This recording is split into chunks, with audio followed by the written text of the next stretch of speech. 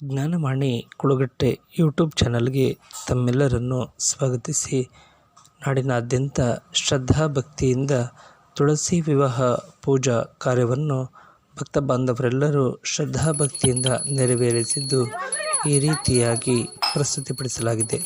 ಗ್ರಾಮಾಂತರ ಪ್ರದೇಶಗಳಿಂದ ನಗರ ಪ್ರದೇಶಗಳವರೆಗೆ ಶ್ರದ್ಧಾಭಕ್ತಿಯಿಂದ ತುಳಸಿ ಪೂಜೆಯನ್ನು ನೆರವೇರಿಸಿದ್ದು ತುಳಸಿ ಪೂಜೆ ದಿನದ ವಿಶೇಷವಾಗಿ ಕಾಣಬಂದಿತು.